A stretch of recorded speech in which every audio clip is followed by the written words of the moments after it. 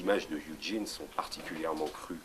Elles ne sont pas simplement des images d'hôpitaux, ce ne sont pas simplement des images de soins où on montre des médecins en train de greffer des peaux artificielles ou en train de greffer des prothèses. C'est l'environnement dans lequel le soldat se retrouve après l'hôpital. Donc c'est vraiment le soldat qui revient dans la famille, dans sa famille d'origine, avec sa mère, qui tout à coup prend une dimension incroyable. Ce qui est très intéressant par rapport aux autres sujets qui ont été faits sur la guerre, c'est que les sujets de Eugene Richards, eux, s'intéressent aux gens autour, aux gens qui vont devoir supporter ces blessures. Ils ne montrent que les blessures physiques, ils montrent quelques blessures morales aussi, parce qu'il y a le fameux syndrome de stress post-traumatique qui est quelque chose d'extrêmement répandu chez les soldats et qui les conduisent à rester violents ou à faire des rêves, des cauchemars pendant très longtemps après leur retour des zones de guerre. Et là, il a voulu vraiment, on voit ces mères, surtout sur deux exemples de soldats. Il y en a une où une mère épaule littéralement son fils qui a perdu une partie du cerveau.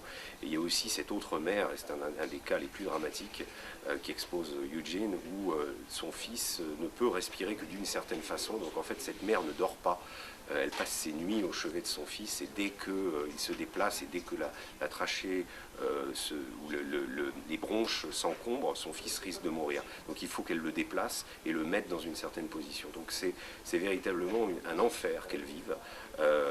Eugene me disait, elles se nourrissent très mal, elles mangent des bonbons, des cacahuètes, elles devraient, et il a conclu cette interview en me disant, je ne savais pas comment leur dire qu'en continuant à se nourrir aussi mal, elles risquaient aussi de tuer leur fils, parce qu'à partir du moment où elles ne seraient plus là, il y aurait peu de monde à s'en occuper.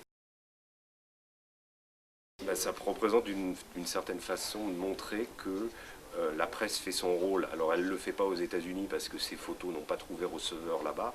En revanche, en Angleterre avec le Sunday Times Magazine et en France avec Paris Match, on a exposé de façon claire ces photos, on les a montrées, on les a révélées, elles ont beaucoup choqué.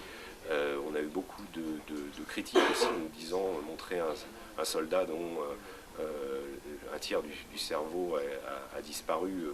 Est-ce qu'il fallait montrer ces photos-là? Est-ce que vous ne montrez pas des photos trop crues?